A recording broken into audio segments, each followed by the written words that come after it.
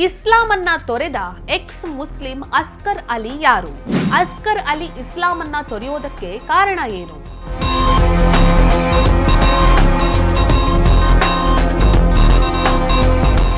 ಭಯೋತ್ಪಾದಕರು ಇಸ್ಲಾಂಗೆ ಸೇರಿದವರಂತೆ, ಹಾಗಾಗಿ ಅವರ ವಿರುದ್ಧ ಯುದ್ಧ ಮಾಡಬಾರದಂತೆ.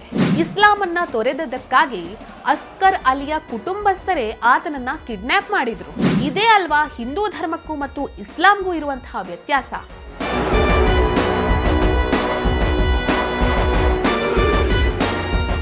ನಮಸ್ಕಾರ.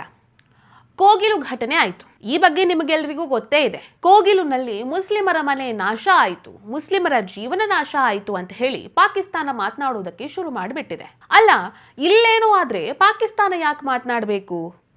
ಈಗ ಪಾಕಿಸ್ತಾನ ಈ ರೀತಿ ಧ್ವನಿ ಎತ್ತೋದಕ್ಕೆ ಕಾರಣ ಏನು? ಪಾಕಿಸ್ತಾನ ಧ್ವನಿ ಎತ್ತೋದಕ್ಕೆ ಹೇಗೆ ಸಾಧ್ಯ? ಇದರ ಹಿಂದೆ ಏನಾದ್ರೂ ಪಿತೂರಿ ಇದೆಯಾ?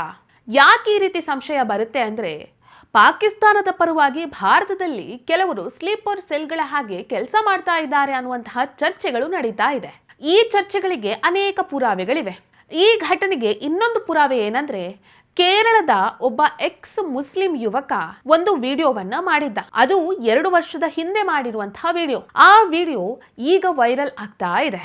ಈ ವಿಡಿಯೋ ಹಳೇದು, ಆದ್ರೆ ಈಗ ನಡೀತಾ ಇರುವಂತಹ ಘಟನೆಗಳನ್ನ ನೋಡಿದಾಗ ಆ ಘಟನೆಗಳ ಬಗ್ಗೆ ಬೆಳಕು ಚೆಲ್ಲೋದಕ್ಕಾಗಿ 2 ವರ್ಷದ ಹಿಂದಿನ ಈ ವಿಡಿಯೋದ ಬಗ್ಗೆ ಈಗ ಮಾತನಾಡುವಂತಹ ಅವಶ್ಯಕತೆ ಇದೆ ಅಂತ ಅನಿಸ್ತಾ ಇದೆ. ಹಾಗಾಗಿ ಈ ವಿಡಿಯೋವನ್ನ ಮಾಡ್ತಾ ಇದ್ದೀನಿ. ಅಷ್ಟಕ್ಕೂ ಆ ವಿಡಿಯೋದಲ್ಲಿ ಎಕ್ಸ್ ಮುಸ್ಲಿಂ ಏನಂತ ಮಾತನಾಡಿದ್ದಾನೆ, ಆ ಎಕ್ಸ್ ಮುಸ್ಲಿಂನ ಹೆಸರೇನು, ಯಾಕೆ ಆತ ಇಸ್ಲಾಂ ಅನ್ನ ತೊರೆದ, ಈ ಎಲ್ಲ ವಿಚಾರಗಳ ಬಗ್ಗೆ ಇವತ್ತಿನ ವಿಡಿಯೋದಲ್ಲಿ ಹೇಳ್ತೀನಿ. ಅದಕ್ಕೂ ಮೊದಲು ನೀವಿನ್ನೂ ನಮ್ಮ ಹೊಸದಿಗಂತ ಡಿಜಿಟಲ್ ಚಾನೆಲ್ ಅನ್ನ ಸಬ್ಸ್ಕ್ರೈಬ್ ಮಾಡಲಿಲ್ಲ ಅಂದ್ರೆ ದಯವಿಟ್ಟು ಸಬ್ಸ್ಕ್ರೈಬ್ ಮಾಡಿ. ಇಂಥದ್ದೇ ಹೆಚ್ಚಿನ ಮಾಹಿತಿಗಾಗಿ ಪಕ್ಕದಲ್ಲೇ ಇರುವಂತಹ ಬೆಲ್ ಐಕನ್ ಅನ್ನ ಪ್ರೆಸ್ ಮಾಡಿ. ಆ ವಿಡಿಯೋದಲ್ಲಿ ಎಕ್ಸ್ ಮುಸ್ಲಿಂ ಇದ್ದಾನಲ್ಲ, ಆತ ಏನ್ ಹೇಳ್ತಾನೆ ಗೊತ್ತಾ? ಇಸ್ಲಾಂನಲ್ಲಿರುವಂತಹ ಮತಾಂಧತೆಗೆ ಹೆದರಿ ನಾನು ಇಸ್ಲಾಮನ್ನೇ ತೊರೆದಿದ್ದೇನೆ ಅಂತ ಹೇಳ್ತಾನೆ. ಇಷ್ಟೇ ಅಲ್ಲ, ಇನ್ನೂ ಸಾಕಷ್ಟು ವಿಚಾರಗಳ ಬಗ್ಗೆ ಆತ ಮಾತನಾಡ್ತಾನೆ. ಆತ ಏನ್ ಹೇಳ್ತಾನೆ ಅನ್ನೋದನ್ನ ಮೊದಲು ಈ ವಿಡಿಯೋವನ್ನ ನೋಡಿ ನಿಮಗೆ ಅರ್ಥ ಆಗುತ್ತೆ. എന്റെ കൂടെ ജനിച്ചവൻ അവൻ ഇന്ത്യൻ ആർമിയിൽ വർക്ക് ചെയ്യുമ്പോ എന്നെ പഠിപ്പിച്ചിരുന്നു, നിങ്ങളാരും ഇന്ത്യൻ ആർമിയിൽ വർക്ക് ചെയ്യരുത്. I am very serious. എന്നെ പഠിപ്പിച്ചിരുന്നു, നിങ്ങളാരും ഇന്ത്യൻ ആർമിയിൽ വർക്ക് ചെയ്യരുത്. കാരണം എന്താ? പാകിസ്ഥാനിൽ നിന്നും അഫ്ഗാനിസ്ഥാനിൽ നിന്നും നുഴഞ്ഞു കയറുന്ന ടെററിസ്റ്റുകളെ നിങ്ങൾക്ക് വെടിവെക്കേണ്ടി വരും. അവരെല്ലാം വിശ്വാസികളല്ലേ? അവരെ കുറിച്ച് മറ്റുള്ളവർ പറയും അവർ ടെററിസ്റ്റുകളാണ് എന്ന്. പക്ഷേ നിങ്ങളൊന്ന് ചിന്തിച്ചു നോക്കിയേ, അവരല്ലേ യഥാർത്ഥ വിശ്വാസികൾ? അവര് മുസ്ലിമീങ്ങളല്ലേ? അവര് ഇവിടെ ആക്രമിക്കപ്പെടുന്ന കശ്മീരികൾക്ക് വേണ്ടി ചോദിക്കാൻ വരുന്നവരല്ലേ? അവര് ഷഹാദത്ത് കലിമ ചൊല്ലിയവരല്ലേ? നമ്മുടെ മതം എന്താ പഠിപ്പിക്കുന്നത്? ഒരു മുസ്ലിം മറ്റൊരു മുസ്ലിമിനെ കൊല്ലാൻ പാടില്ല. ಈ ವಿಡಿಯೋದಲ್ಲಿ ಆ ಯುವಕ ಏನ್ ಹೇಳ್ತಾ ಇದ್ದಾನೆ ಗೊತ್ತಾ? ನನ್ನ ಗೆಳೆಯನೊಬ್ಬ ಇಂಡಿಯನ್ ಆರ್ಮಿಯಲ್ಲಿದ್ದಾನೆ. ನಾನು ಮಸೀದಿಯಲ್ಲಿ ಓದ್ತಾ ಇರಬೇಕಾದ್ರೆ ಮಸೀದಿಯಲ್ಲಿ ನನಗೆ ಏನ್ ಹೇಳಿಕೊಟ್ಟಿದ್ರು ಗೊತ್ತಾ? ನೀವು ಯಾರೂ ಕೂಡ ಇಂಡಿಯನ್ ಆರ್ಮಿಗೆ ಸೇರ್ಕೊಳ್ಬೇಡಿ ಅಂತ ಹೇಳಿದ್ರು. ಯಾಕಂತ ಹೇಳಿದ್ರೆ, ನೀವು ಆರ್ಮಿಗೆ ಸೇರ್ಕೊಂಡ್ರೆ ಪಾಕಿಸ್ತಾನದವರು, ಅಫ್ಘಾನಿಸ್ತಾನದವರು ಮುಂತಾದ ಟೆರರಿಸ್ಟ್ಗಳು ನಿಮ್ಮ ಮುಂದೆ ಬರ್ತಾರೆ. ಅವರ ವಿರುದ್ಧ ನೀವು ಯುದ್ಧ ಮಾಡಬೇಕಾಗತ್ತೆ. ಆ ಟೆರರಿಸ್ಟ್ಗಳೆಲ್ಲ ಇಸ್ಲಾಂಗೆ ಸೇರಿದವರಲ್ವಾ? ಬೇರೆ ಅವ್ರು ಯಾರು ಬೇಕಾದ್ರೂ ಅವರನ್ನ ಟೆರರಿಸ್ಟ್ಗಳು ಅಂತ ಕರೀಲಿ, ಆದ್ರೆ ಅವರು ಇಸ್ಲಾಂಗೆ ಸೇರಿದವರಲ್ವಾ? ನೀವು ಅವರ ವಿರುದ್ಧ ಯುದ್ಧ ಮಾಡಬೇಕಲ್ವಾ? ಆ ಟೆರರಿಸ್ಟ್ಗಳು ಕೂಡ ಇಸ್ಲಾಮನ್ನೇ ನಂಬುವವರಲ್ಲ, ಇಸ್ಲಾಂನಲ್ಲಿ ನಂಬಿಕೆಯನ್ನ ಇಟ್ಟಿರುವವರಲ್ವಾ? ಆ ಟೆರರಿಸ್ಟ್ಗಳು ಕೂಡ ಕಾಶ್ಮೀರದಲ್ಲಿರುವ ಮುಸ್ಲಿಮರಿಗೆ ಹೆಲ್ಪ್ ಮಾಡೋದಕ್ಕೆ ಬರೋದಲ್ವಾ? ನಮ್ಮ ಧರ್ಮ ಏನ್ ಹೇಳುತ್ತೆ? ಒಬ್ಬ ಮುಸ್ಲಿಮನ್ನ ಇನ್ನೊಬ್ಬ ಮುಸ್ಲಿಂ ಕೊಲ್ಲೋದಿಲ್ಲ ಅಂತ ಹೇಳುತ್ತಲ್ವಾ? ಈ ಮಾತುಗಳನ್ನೆಲ್ಲ ನನಗೆ ಮಸೀದಿಯಲ್ಲಿ ಹೇಳ್ಕೊಟ್ಟಿದ್ರು ಅಂತ ಆ ಕೇರಳದ ಯುವಕ ಹೇಳ್ತಾನೆ.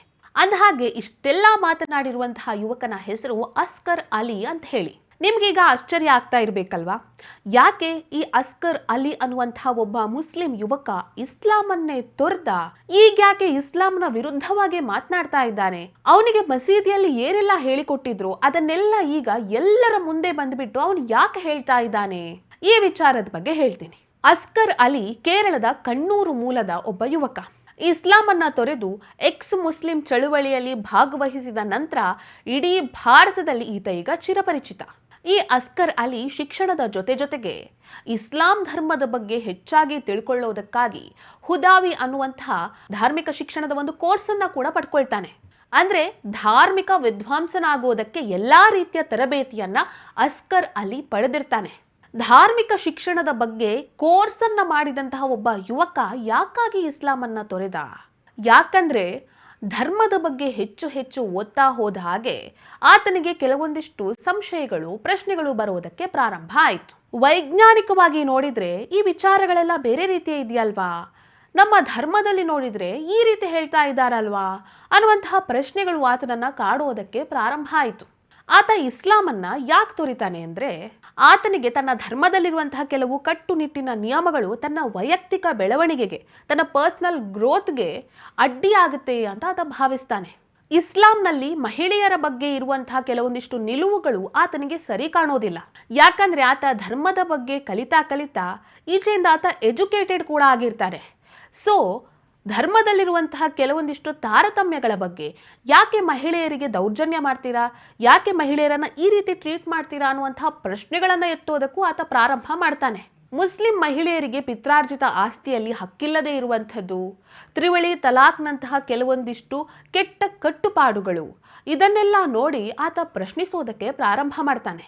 ಆಧುನಿಕ ವಿಜ್ಞಾನ ಮತ್ತು ಧಾರ್ಮಿಕ ನಂಬಿಕೆಗಳ ನಡುವೆ ಇರುವಂತಹ ಕೆಲವೊಂದಿಷ್ಟು ವ್ಯತ್ಯಾಸಗಳನ್ನ ನೋಡಿದಾಗ ತಾನು ಇಸ್ಲಾಮನ್ನ ತೊರೀಲೇಬೇಕು ಅಂತ ಹೇಳಿ ಅವನು ನಿರ್ಧಾರ ಮಾಡ್ತಾನೆ. ಇಸ್ಲಾಂನ ಬಗ್ಗೆ ಅಂದ್ರೆ ತನ್ನ ಧರ್ಮದ ಬಗ್ಗೆಯೇ ತಾರ್ಕಿಕವಾಗಿ ಕೆಲವೊಂದಿಷ್ಟು ಪ್ರಶ್ನೆಗಳನ್ನ ಕೇಳುವುದಕ್ಕೆ ಅವಕಾಶನೇ ಇಲ್ಲ.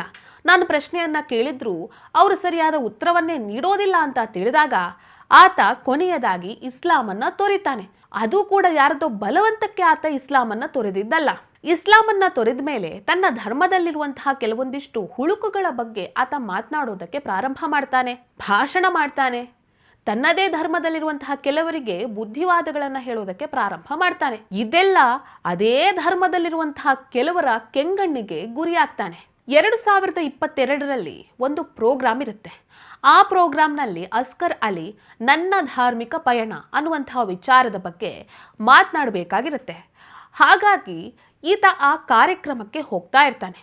ಹೋಗ್ತಾ ಇರುವಂತಹ ಸಂದರ್ಭದಲ್ಲಿ ಸ್ವತಃ ತನ್ನ ಫ್ಯಾಮಿಲಿಯವರೇ, ತನ್ನ ಕುಟುಂಬದವರೇ ಜೊತೆಗೆ ಅಲ್ಲೇ ಇದ್ದಂತಹ ಕೆಲವೊಂದಿಷ್ಟು ಸ್ಥಳೀಯರು ಸೇರಿ, ಸ್ಥಳೀಯರು ಅಂದರೆ ಯಾರು, ಇಸ್ಲಾಂ ಧರ್ಮಕ್ಕೆ ಸೇರಿದವರು ಸೇರಿ ಈತನನ್ನ ಕಿಡ್ನ್ಯಾಪ್ ಮಾಡ್ತಾರೆ.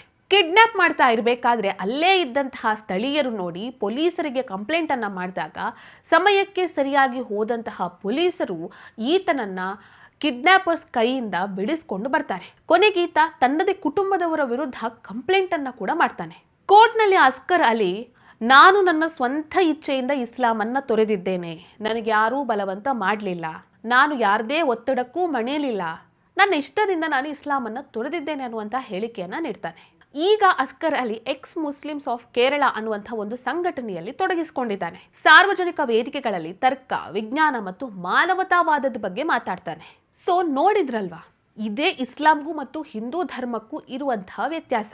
ಇಸ್ಲಾಂನಲ್ಲಿ ತನ್ನದೇ ಧರ್ಮದವನು ತಾನು ಅಲ್ಲಾಹುವನ್ನ ನಂಬುವುದಿಲ್ಲ, ತನ್ನ ಧರ್ಮದ ಮೇಲೆ ನಂಬಿಕೆ ಇಲ್ಲ ಅಂತ ಹೇಳಿ ತನ್ನ ಧರ್ಮವನ್ನ ಆತನೇ ತನ್ನ ಸ್ವಂತ ಇಚ್ಛೆಯಿಂದ ತೊರೆದ್ರೂ ಕೂಡ, ಆತ ತನ್ನದೇ ಸಮುದಾಯದವನು ಆಗಿದ್ರೂ ಕೂಡ ಆತನನ್ನ ಬದುಕುವುದಕ್ಕೆ ಬಿಡೋದಿಲ್ಲ. ಆದರೆ ಹಿಂದೂ ಧರ್ಮದಲ್ಲಿ ದೇವರ ಮೇಲೆ ನಂಬಿಕೆ ಇರಲಿ, ನಂಬಿಕೆ ಇಲ್ಲದೇ ಇರಲಿ, ದೇವರಿಗೆ ಬೈಲಿ, ದೇವರಿಗೆ ಹೊಗಳ್ಳಿ, ಆತ ಹಿಂದೂನೇ.